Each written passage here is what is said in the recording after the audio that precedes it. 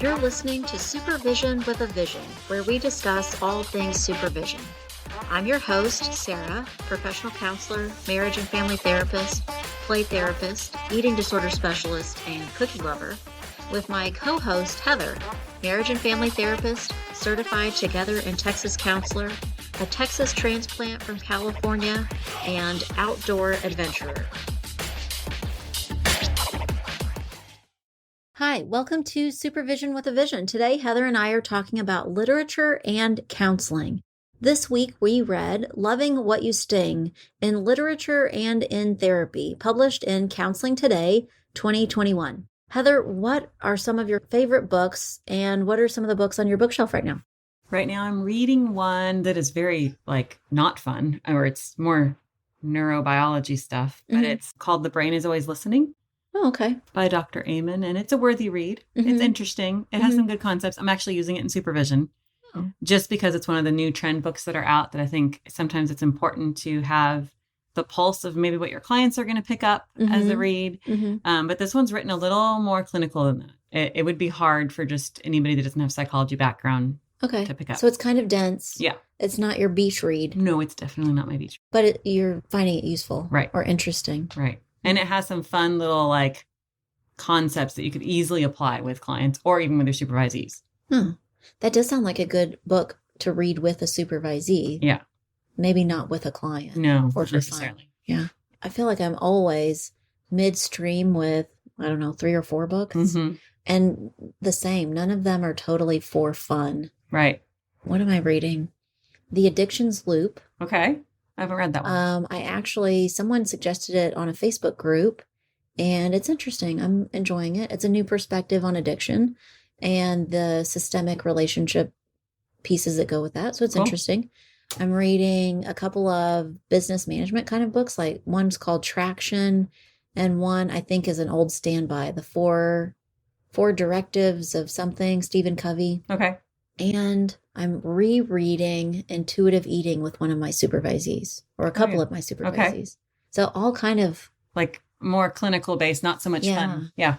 Yeah. Which is maybe why I switch back from one night I'll read a couple chapters in one book, and then the next night I'll switch and do a couple chapters in one of the others. I don't know if this works for you or not, but often when I find myself in the middle of a couple of different books at a time, but it depends almost on my mood. Yes. If I can handle that for today, I'll read that. But if I can't, then I need something lighter or something, well, maybe I'm juggling too many books at the same time. But I just realized I do have a for fun book. It's called Blood and Thunder. Okay. And my dad suggested it. And I don't know if he actually suggested it. He just told me he was reading it, and I picked it up. Right. It's really kind of interesting. It's historical fiction. And so there are a good amount of pieces that are factual, but a story woven in.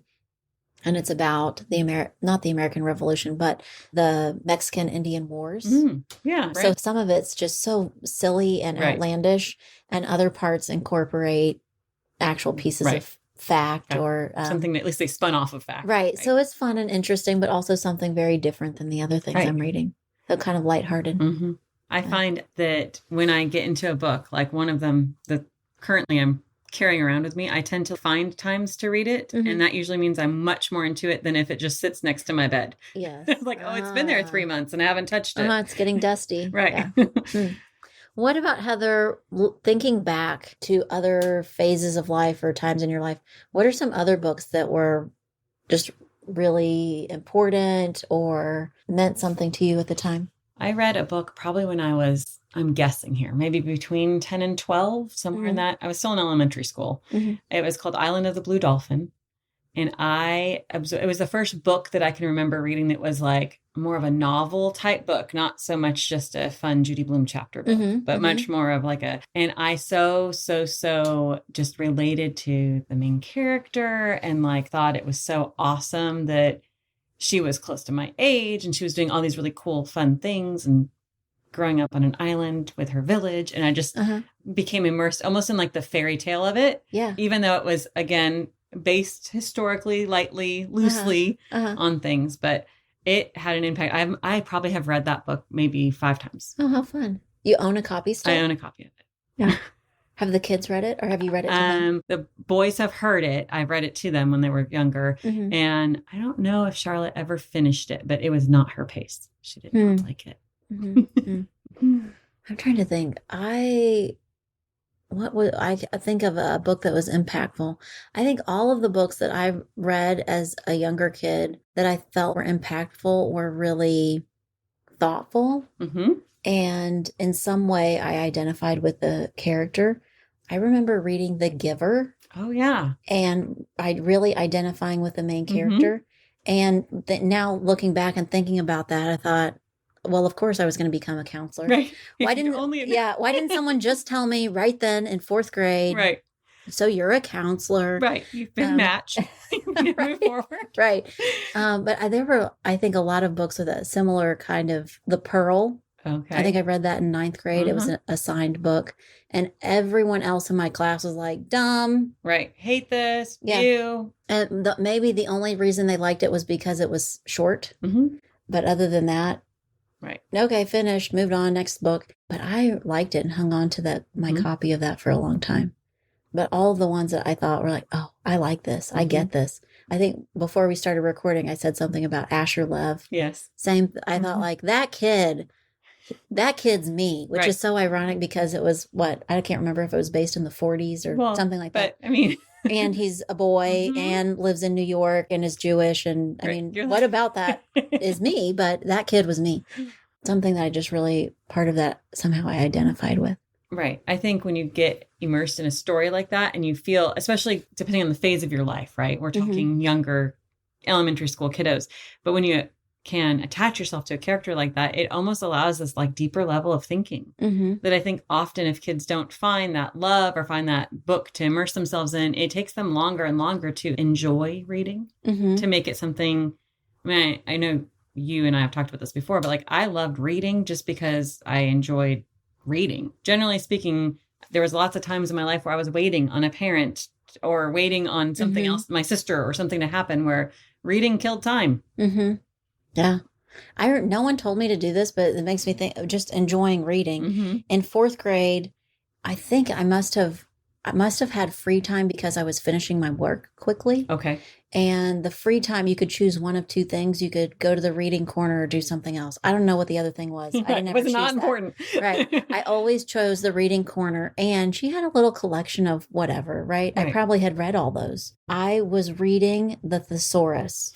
In the reading corner. In the reading corner, right. That's the thing I chose. No one ever suggested that or told me to do that. I just started doing that. You were beefing up your SAT scores. Right. Who knew it? No one even said, yeah. What about, so thinking about just being a reader and enjoying reading, how do you think that started for you? When do you think you became a reader and really enjoyed it? I think I loved stories at a very young age. And so I think that when I finally figured out that I could read like on my own without having to have my parents read to me or something, I think it was such a like almost freedom that it was like, oh, I could keep reading. And then I do remember discovering that the same person wrote another book with the same characters. I don't even remember what it was, but like I remember thinking that's amazing. Like Amelia Bedelia. There's thousands of these. I didn't know. So I think remembering those kind of like connections for me made it just increased the like, okay, get going, like get reading. I think they were important in our house. We always had books around. We always had, I think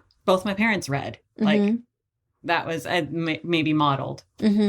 I can remember lots of people reading to me and they were fun occasions. Right. Like if I went somewhere with my grandmother, she would bring some books and like picture books, or she had books on cassette tape. Yes. That we would listen to on the car if we went on a long drive. But yeah, I can remember being really young and having books that were my favorite. Or I can first or second grade, little prizes or contests that my teacher created, and the rewards could be things like squishy balls or I don't know, puzzle, whatever gimmicky, non-expensive thing that she could give us, and I would always pick the book. That's awesome. But I think, as you were talking, I was like, oh, I remember this now. I got a note. I taught preschool while I was in college.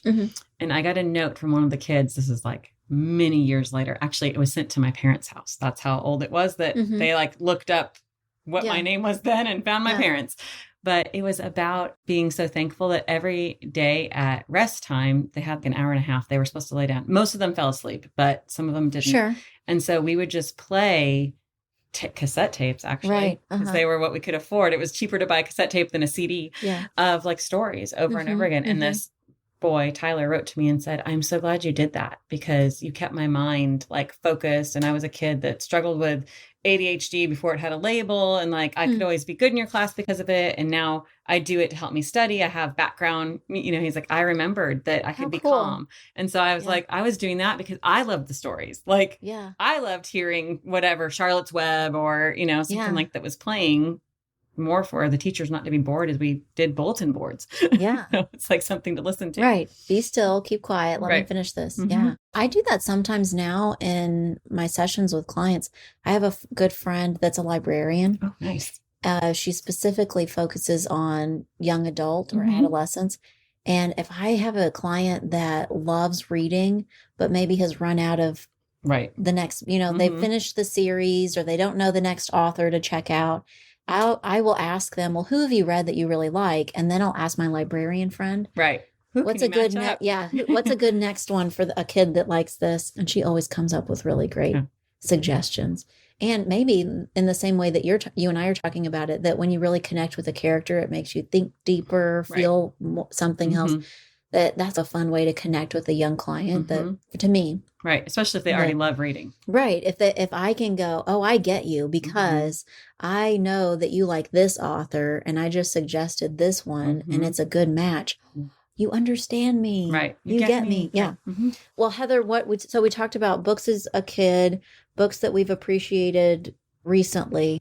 What about, do you have any counseling specific books that maybe in school or since school you felt were impactful on your counseling? I read one a long time ago. I can't even remember how long ago, but I still refer to it and actually have encouraged even not necessarily appropriate for clients to read, but I've had clients' parents read it. It's called What Made Maddie Run. It's a story of just a girl that was into track and soccer and different things and her path to go to college and what happened in her life. But the interesting, impactful part is it helps parents sometimes understand the story behind depression or like how you can think that this person's super successful. Yeah. And it doesn't always look like what you think it looks like. Right. So yeah, I recommend that to pretty much every supervisee. I think it's a great, it's a quick read. Doesn't take, and it is very storytelling. You're reading kind of different points of views. So I don't know, have I told you about before? I cannot think of the title right now, but Terry Cotman is a founder or the founder of Adlerian Play Therapy. And she's written lots of books. But her first book, it may be Play Therapy or In Play Therapy or something. Or so, I don't know. But her first book, the very first chapter describes her process in learning to be a counselor and a play therapist. And I probably appreciate the rest of the book, but I don't remember it. But I remember that first chapter word for word. So you're like, please read chapter 1. Right. And in my version, chapter 1, all the pages are just falling out because that's the page. I always go back to that. But I love it because it doesn't apply just to play therapist or just to Adlerian play therapist. I think it's a lesson in a personal example that you find yourself in therapy. Right. And when you know what you are like, you as a person are like as a counselor in therapy, then you're your best counselor. Right. Then you're at your apex. Right. Yeah. That in the story is that she tried to model herself after her teachers and her professors and the example that she was given. And she felt like it was a good start and she learned a lot, but it also felt like not quite her.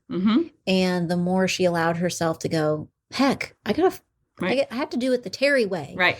That it felt more genuine and more purposeful for her and felt like she saw bigger change in kids when she was doing it that way. So that one is one I always refer back to. Have I told you about the developing counselor? Yes, I think so. I think you know. It's like a textbooky thing. It's it's not like it is a text. It's like researchy and dense in a textbook. But the main gist of it is that someone did a lot of research, qualitative research on big samples of counselors. And they interviewed counselors 1 year out of school, 5 to 7 years out of school, and 30 plus years out of school.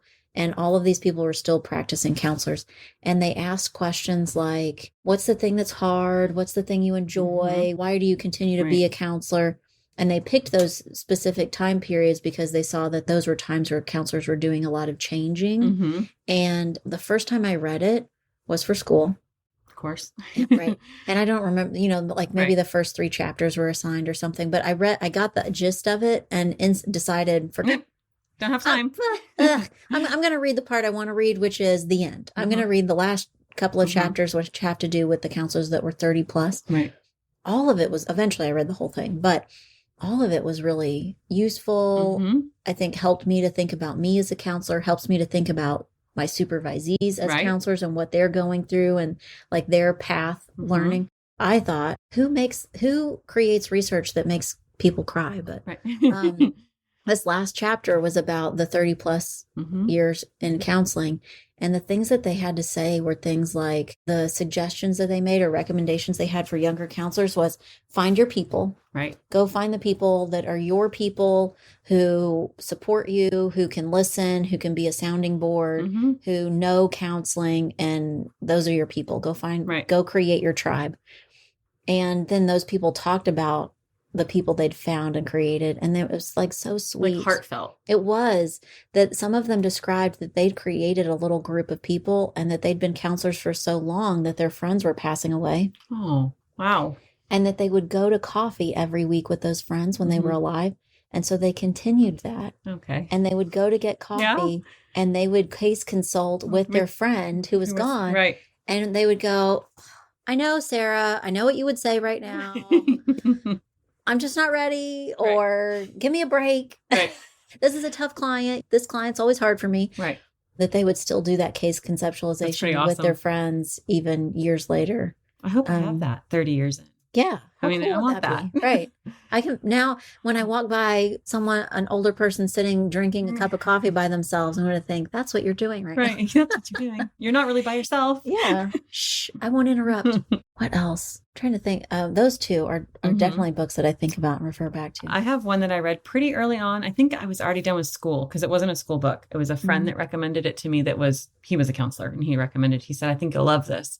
And I read it and I went, oh, was that for me? Like, is that about me? But it was the first Brene Brown book I read. And it's The Gift of Imperfection. And I went, personal. Wow, you know me better than I thought. Like, that was very uncomfortable for me. But I will say it is one of those that was before Brene Brown was big or before anybody really knew who she was. Right. But I've since read it with supervisees or read excerpts of it for supervisees. And I do think it's still impactful about that whole, like that overcoming that beginning new counselor imposter syndrome kind of feeling. So that one was I still use that one a lot or use pieces of it a lot. The last couple of books we described, are those books part of your reference list? So that's our next question. What's on your reference list? Yeah, I think so. Yeah. Any others that you think just a solid foundation of things that you might suggest or recommend to somebody? Supervisees in particular. Maybe both clients and supervisees. Yeah. Well, and actually, so I have a few Gottman books, like some of the older Gottman stuff. I know that some of the newer stuff's out and he's revamped it to make it newer, but like the back to the 7 principles. Yeah, I like that those stuff. kind of stuff. I like that stuff a lot. There's one, I'm going to forget who it's by. It's called The Marriage Crucible. Oh, I know it. But I can't remember the first name. I don't know. Yeah. Okay. But it's a really great one, written a long time ago, but like very scientific evidence kind of stuff about marriage and relationships. So I like that one. Yeah. I do reference Gottman a lot with clients and supervisees. I love it because it's just such a good foundational jumping off point. I've had supervisees who tell me, oh gosh, I can't do a couples. Right. I'm like, well, what's keeping you or what would make you feel comfortable? And why don't we start with, read this and see how it feels. And can you imagine yourself applying this? Right. And I think it's a good starting point. I told you that I have this giant collection of play therapy books, some good and some not so good. And I've, in the last handful of years, weeded out the ones that I thought are kind of outdated now. Right. Or that, I don't know if I need to keep carrying this around. I could probably find examples of this online. Right. Like books with activities. I'm not carrying those around anymore. Right. But I have saved all the books that are on the Association for Play Therapy recommendation list or books that are involved in their trainings.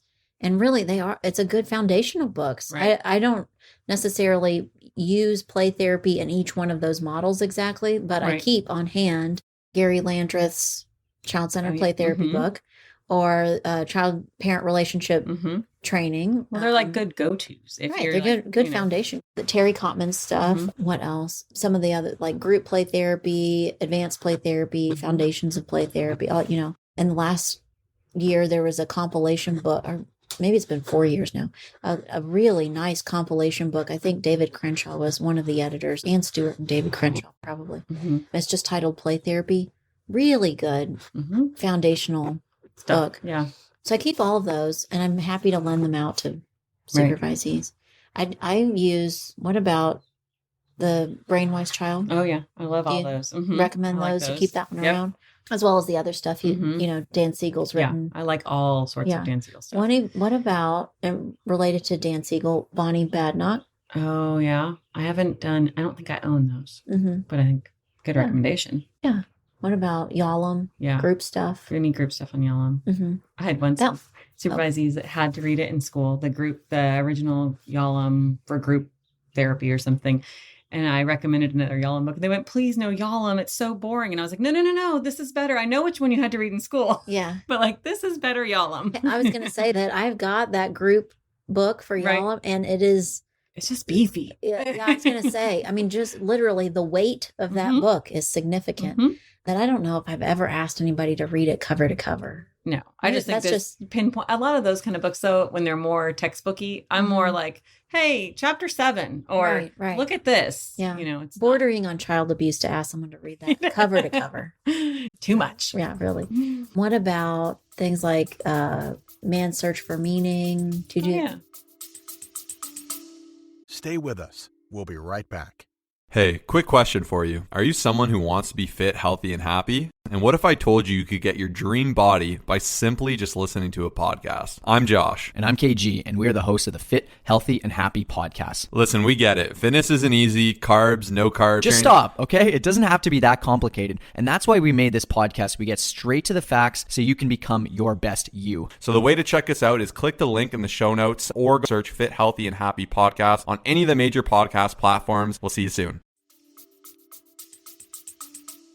And I like Scott Peck, the Road Less Traveled. He did a second one that's like The Road Continues or something like that. That's a really good, if you're reading it from the point of view as a therapist, like working with other therapists, it's a good, like finding yourself, what you're talking about with Terry Cotman. The more you find yourself, the more you're likely to be a good therapist. Yeah. Trying to think about eating disorder books. I think, sadly, there's just not a lot that I think are really great foundational books. Yeah. Maybe, hopefully, if we can take a positive spin on it, it's because new and better research is informing practice in a way that is different. Yeah, dates all the old stuff that would have been out there. Something I absolutely do not keep on my reference list are all the eating disorder memoirs. Oh, yeah. Yucky. Right. I can't think of the one that does a really good job of explaining that most of those books are just yucky how-tos. Right. And people dive into them and then end up with an eating disorder after the fact. Right. I think it's called Completely Disappearing. But it's written, it's a memoir. It's a memoir. Right. And the majority of it is emphasizing most of these books are just not productive. Right. Not that you can create an eating disorder by reading a book, but it certainly is not conducive to healing an eating disorder. So a whole lot, I think those get recommended a lot to clients or parents. And I think it sometimes gives you this really narrow view of an eating disorder. And that's just one example of one eating disorder, not the whole shebang. I think, kind of jump off topic a little bit, but I think that happens a lot with pop culture stuff. Yes. When books get written about someone's experience, and then a parent goes, oh, that's about cutting, and that person ended up committing suicide. And then they make this connection that's maybe weightier than their situation. Yeah. I think that can happen very often, or it's happened to me a few times with clients, where they read something that's much more a memoir point of view, and then they take it on like their child or their spouse. This is them. Like, it's not all of them. Might have similar things, but it could easily happen. A lot of those eating disorder books that I maybe would have said were foundational now have additions that start out with the intro chapter saying, this is a new version because we found out this or we this. now know more. We understand more. Right. There is a book written by, I'm going to butcher her name. I do say it the wrong way every time, but it's geared towards parents or clinicians of a younger child with an eating concern. I won't say an eating disorder, but maybe disordered eating or a feeding concern. And I think it's a great foundational book. And it talks about that a parent's role is to provide opportunities. Right. And I think let's just generalize that to everything. Like it's their job to provide all kinds of opportunities, but as well also with food. Right. Types of food, timing, amounts. And given the right opportunities, most kids are going to take the opportunity that they need. Right. Variety, amount, things like that. Heather, how do you apply this to this idea of using literature and counseling? How do you help build your supervisees bookshelves? I think it's important for them to know where I come from on foundation, like what things, like you were talking about, you've weeded out the stuff that you didn't use as much.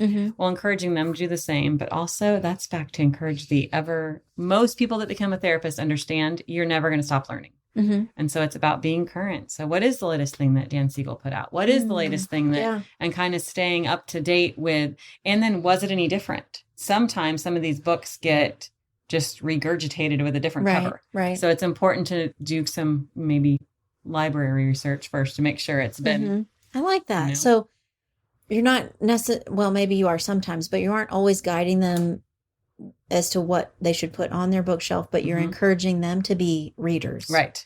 Encouraging them to go figure out for them what works, because they have to be able to, the whole point is to continue the.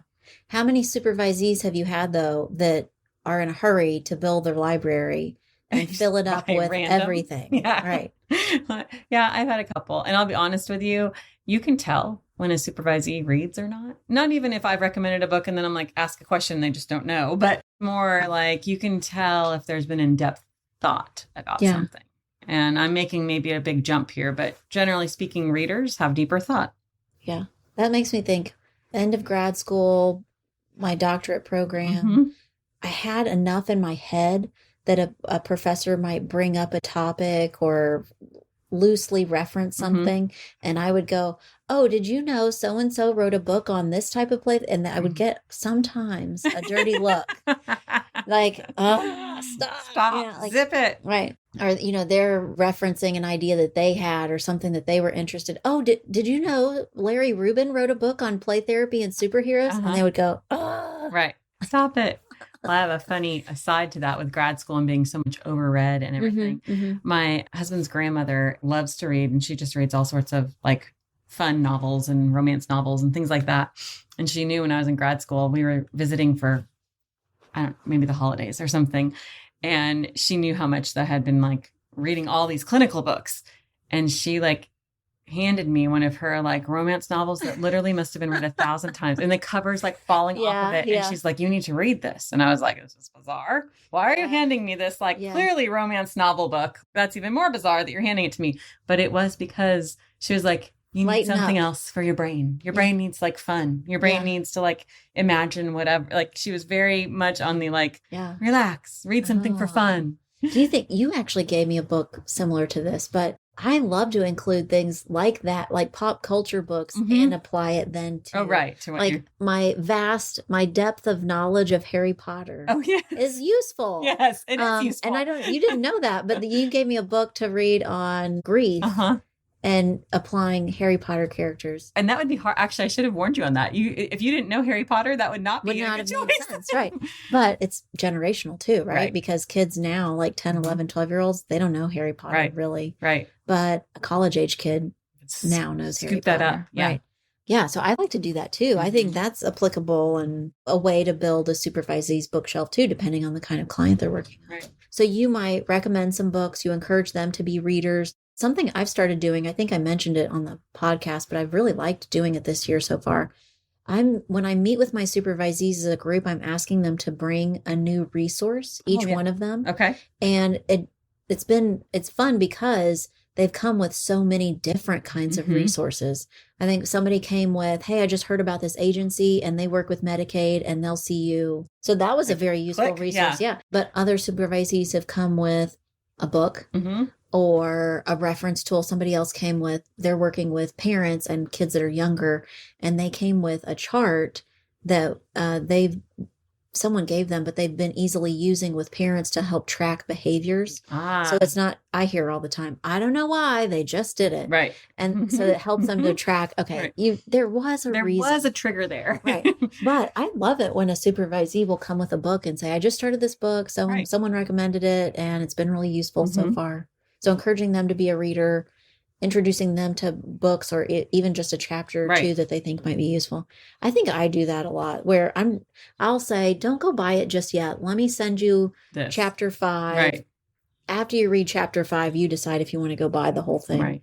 One that I guess I reference it relatively often is How to Help Your Kids Cope with Divorce the Sandcastle Way. Right. Yeah. Good reference. Not a parent friendly. No, I mean, it's like, not at all.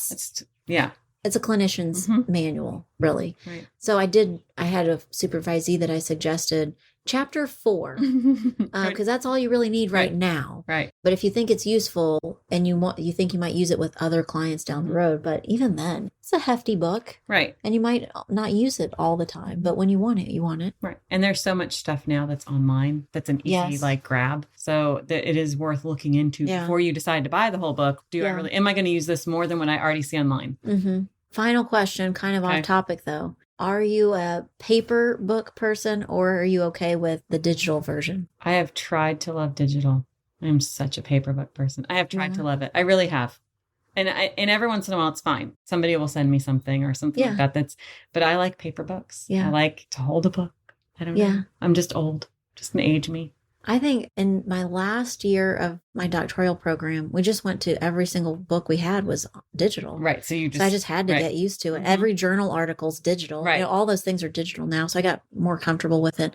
But I find that every book I read for my enjoyment, I want to hold it. Right. Right. You want to connect with it that way. Mm-hmm. I also, in the last 2 years, have gotten into audiobooks. Mm-hmm. And I have found that I do enjoy that when it's something for fun. If it's something clinical, I don't want to listen to it. But if it's something fun, I can get into that while I fold laundry or whatever. Mm-hmm.